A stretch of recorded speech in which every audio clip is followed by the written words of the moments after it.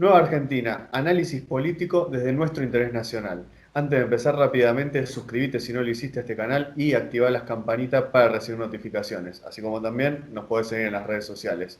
Nuevamente estamos con Pablo Muñoz Iturrieta, que es doctor en Filosofía Política y Legal y máster en Psicología Filosófica. Te agradecemos nuevamente por estar, Pablo. No, por nada, un gusto enorme estar nuevamente con ustedes. Pueden seguirlo a Pablo también en su página web, por ejemplo, pablomunoziturreta.com, también en su canal de YouTube, donde tiene varias conferencias sobre geopolítica y entrevistas muy buenas, y también en su canal de Telegram, donde pueden recibir toda esta información.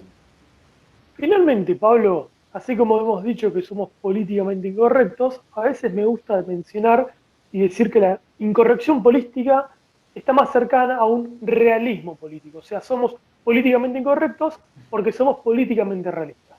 Entonces, hablemos de política concreta, de futuro, de grandeza, de gloria, aquello que parece haberse olvidado en Occidente, ya que se ha sustituido por un hedonismo inmaterialista. En ese aspecto creemos que hay que rescatar el valor de la política real, sea aristotélico, platónico, griego, ateniense, aquella que no respondía a ideologías foráneas o contraria a los intereses de los pueblos. En este aspecto, ¿qué políticas crees que deberían comenzar a llevar a cabo las naciones de Occidente para nuevamente ponerse de pie?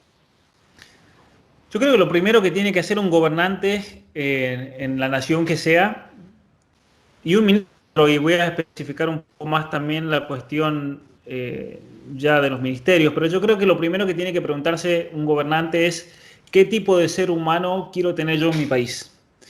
Y si eso lo trasladamos al Ministerio de Educación, un ministro de Educación en la Argentina, por ejemplo, se tiene que plantear, a ver, si yo a un niño lo tengo desde los 5 años, o en algunos casos de los 3 años, hasta los 17 años, lo voy a tener más de 12 años en el sistema de formación, ¿qué tipo de persona quiero sacar yo cuando ese joven cumpla 18 años? Y en vistas a ese fin, ¿no es cierto? Ese gran principio que es el fin, la causa final, vamos a idear todo un sistema educativo de tal manera que ese joven, cuando tenga 18 años, salga como de acuerdo a ese ideal que nos planteamos. Y esto es el gran problema de la política, yo creo, en Argentina y en Latinoamérica en general, que no se hace absolutamente nada con una visión. Jamás, y si alguien lo ha escuchado, que me avise, por favor, y me corrija, pero yo en mi existencia, tal vez han habido grandes ministros de la educación en la antigüedad, en la Argentina, en sus comienzos y mediados del siglo XX, pero en la actualidad de los años 90 en adelante, año 87, cuando yo comencé a ir a la escuela, jamás ha habido un ministro de educación en la Argentina que se haga esta gran pregunta, a ver, ¿qué tipo de joven quiero sacar yo cuando ese joven cumpla 18 años? Y es por eso que la Argentina ha sido un desastre. Argentina, alguien de mi edad, de la edad de ustedes, por ejemplo, ha visto cambiar el programa educativo 2, 3, 4 veces. Es una locura. Sí, yo recuerdo los grandes cambios que ahora se va a llamar de una manera, ahora se va a llamar LGB, después el LGB cayó, no funcionó para nada, como cuando comenzó todo el LGB en los años 90, yo recuerdo a un profesor haber dicho, esto no va a funcionar y de aquí a 10, 12 años lo sacan y ponen una cosa nueva. Que son todos esta serie de programas de educación que no llevan absolutamente a ningún lado, no enseñan absolutamente nada, pero nada. Y vos mencionabas ahí el tema del hedonismo, del materialismo y demás. ¿Por qué se está dando en gran manera todo este comportamiento que hace que los jóvenes decidan por el placer inmediato, por la sensación inmediata de aquí a ahora? Porque hay un vacío gigantesco. Es un vacío que es espiritual principalmente. Y el vacío espiritual le corresponde en gran parte llenar a lo que se llama la religión antiguamente, ¿no? El tema de los valores morales, la creencia, todo aquello que te da un sentido de pertenencia, que te da una explicación a las grandes realidades del mundo. Pero dejando de lado la cuestión religiosa, también hay que formar la inteligencia. Y por lo tanto tenemos que tener planes educativos que realmente formen a las personas. Hoy en día un joven va a la escuela y que aprende, no aprende absolutamente nada. Y eso ha quedado muy en claro por todo lo que estamos viendo en la cuarentena. Hoy en día los padres, a mí muchísimos seguidores me dicen, pero me di cuenta que mis hijos no les enseñan nada en la escuela. Me di cuenta que si van a la escuela o no van a la escuela por la cuarentena no cambia absolutamente nada realmente, no cambia nada. Cuando los padres ahora les llegan las tareas y ven los libros y las cosas que tienen que estudiar los hijos, y hay cada realmente estupidez en lo que se les enseña a los hijos, que uno dice, pero pará, esto es una locura, esto no tiene sentido. Entonces, ¿qué están aprendiendo nuestros hijos en la escuela? Muchas veces no están aprendiendo nada. Yo tenía un profesor en la escuela secundaria. Yo tuve, gracias a Dios, la oportunidad de ir a una muy buena escuela. Era una escuela gratis, pero era una escuela que tenía muy buenos docentes, formadores, un muy buen rector. Y el rector nuestro, que era realmente un genio total, él nos daba clases de filosofía, nos daba clases de química, porque aparte él era ingeniero de bioquímica, había estudiado ingeniería bioquímica, nos daba clases de matemática, de física, nos daba clases de todo.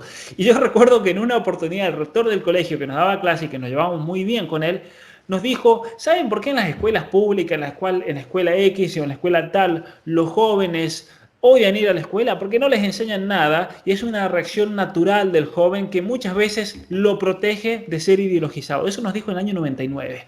O sea que los jóvenes odian la escuela porque hay una especie de reacción natural a no ser ideologizado. Porque realmente la ideología en sí no ilumina, la ideología en sí no atrae, no te llena el alma. Y entonces te produce una especie de hastío. Claro, y te produce una especie de hastío que el joven lo rechaza. Y entonces el joven, al sentir un vacío gigantesco porque la educación no se lo da, la universidad no se lo da, como mucho la universidad te va a enseñar un relativismo moral absoluto. Entonces el joven lo que necesita son principios seguros y claros y no los tiene. Cuando la universidad te enseña la civilización occidental es para atacarla, es para denunciar el colonialismo, la opresión, el patriarcado. Por eso hay que ir y tirar las estatuas, por ejemplo, hay que denunciar la propia historia. Entonces el joven, ignorante, porque el joven no sabe que la respuesta está en la civilización occidental, que hay autores que realmente son impresionantes, pero claro, como en la universidad te los explican de un punto de vista de construcción, de destrucción y demás, entonces no hay nada que te llene. Y yo creo que el problema principal pasa por ahí, el vacío del ser humano. Entonces, a ver, ¿qué políticas, me preguntabas, yo creo que tendría que comenzarse a llevar en Occidente? Hay que hacer una reforma de la educación, hay que volver a una educación verdadera, que implique entonces la educación primaria, la educación secundaria, la educación universitaria. Esto va a ser tremendamente difícil, porque hoy en día la educación está controlada por los sindicatos. Entonces, ¿cómo liberarse de los sindicatos? Voy a proponer una utopía total, porque es muy difícil en algunas situaciones llevarlo a cabo, pero hay que quitarle la educación al Estado. O al menos no quitársela, pero hacer lo posible para que la educación vuelva a las instituciones intermedias que fueron las que históricamente crearon la educación. Que la educación realmente la tengan aquellos que sepan lo que están haciendo, de tal manera que no sea el sindicato con la maestra ideologizada la que eduque a los niños, sino que gente que responda realmente a un ideal verdadero. Pero eso también va a traer un problema, que hay que tener gente bien formada, porque podés tener el mejor programa del mundo, pero si el profesor no es idóneo, si el profesor realmente no lo sabe y no lo entiende y no lo vive, va a ser muy difícil comunicar eso. Entonces, reforma de lo... Sí, hay una noción también de devolver las instituciones del Estado a que sean soberanas y no ideologizadas, ¿no? Totalmente. Entonces, el principio de subsidiariedad en el Estado, es decir, que el Estado le deje hacer a las otras instituciones intermedias lo que ellas pueden hacer por sí solas, que el Estado no venga a ser como una especie de niñera que tome y controle absolutamente todo. Entonces, el primer lugar en la sociedad debe ser dado a la familia. En Argentina y en toda Latinoamérica necesitamos políticas fuertes que apoyen a la familia. ¿Y cómo se apoyan esas políticas? Primero, que el ciudadano común tenga la oportunidad de tener un trabajo digno y que sea remunerado, porque si no, ¿cómo vas a pretender tener una buena familia si el padre y la madre están desesperados, que no tienen que comer, que no tienen que trabajar, que no saben qué va a pasar a fin de mes? Tenemos que salir de ese estado de esclavitud, por así decirlo, a las necesidades. Hannah Arendt, esta pensadora origen alemán, judeo-alemana, que desarrolla gran parte de su carrera en los Estados Unidos, ella tiene una cuestión muy interesante. Ella decía que la libertad política, o somos políticamente libres solamente cuando hemos solucionado el problema de las necesidades básicas. Y entonces, para que alguien pueda realmente adentrarse a la política, tiene que solucionar el tema del techo, el tema de la comida, porque si no, nos encontramos ante la realidad de que la gente vive con el día a día y la gente vive con lo justo para llegar a fin de mes, y la cabeza sí o sí la va a tener puesta en la subsistencia. Ella decía, tenemos que como sociedad dar la oportunidad a la persona de tal manera que crezca, que llegue a un nivel económico tal que la persona pueda dedicarse entonces a pensar, que pueda estudiar, que pueda leer, que pueda debatir, que pueda involucrarse en la política. Eso por un lado. Y por otro lado, una cuestión que hace falta seriamente en nuestras sociedades es el verdadero debate político. Es decir, que al momento de elegir las políticas, al momento de diseñarlas, tenemos que darle una voz a todos los ciudadanos, porque no vivimos una democracia, lamentablemente. Esto no es un gobierno del pueblo para el pueblo y por el pueblo, para nada. Es un gobierno de una oligarquía política que ellos deciden absolutamente lo que se les da la gana. Si eso les ayuda o no les ayuda a los ciudadanos, a ellos no les importa y van a ayudar a los ciudadanos en tanto y en cuanto eso les asegure el voto. Por eso hay que tener los pobres, por eso hay que tenerlos agarrados de tal manera que si tienen que elegir entre la llave de la libertad y un pedazo de pan, van a elegir el pedazo de pan porque se están muriendo de hambre.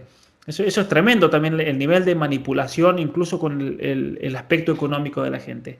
Y entonces hay que devolverle a la gente la voz política, es decir, hay que darle la oportunidad a la gente de que realmente lo que la gente diga tenga un impacto en las decisiones de una sociedad. Porque yo puedo decir, a ver, involúcrense en la política, pero si la gente está con esa presión de sobrevivir, de mantener a la familia, ¿qué se van a involucrar en la política?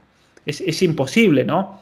Entonces yo creo que hace falta tener una sociedad donde haya un serio debate sobre la realidad sociopolítico, económica, educativa de la sociedad, pero también donde todos los actores, especialmente aquellos que puedan aportar más, puedan ir a esa especie de espacio público, puedan discutir, puedan opinar, puedan hablar, puedan ser escuchados, porque solamente en ese debate realmente, como estamos haciendo ahora, es que vamos a poder tener una idea clara y una idea que pueda ser mejorada, porque yo puedo decir algo, pero después ustedes vienen y me corrigen en algo o me rebaten, y entonces así vamos mejorando también esta discusión y este debate. Por eso el debate es tan importante, porque el debate, al menos en el aspecto de la filosofía, es lo que va mejorando siempre tus argumentos, porque nunca vas a ser perfecto, y el debatir va a ir, por así decir, perfeccionando cada vez más eso que uno quiere comunicar. Y eso es lo que hace falta hoy en nuestras sociedades. En nuestras sociedades no hay política, lamentablemente. En nuestras sociedades hay una oligarquía política que ellos deciden lo que quieran y simplemente nos usan para el voto cuando a ellos les conviene y nada más. Lo cual es lamentable, ¿no? Y bueno, justamente en eso estamos, Pablo, por eso estamos acá y por eso retomamos como en el principio, como el primero de los podcasts, el tema de Aristóteles, de recuperar esa filosofía política occidental que nos ha hecho realmente grandes.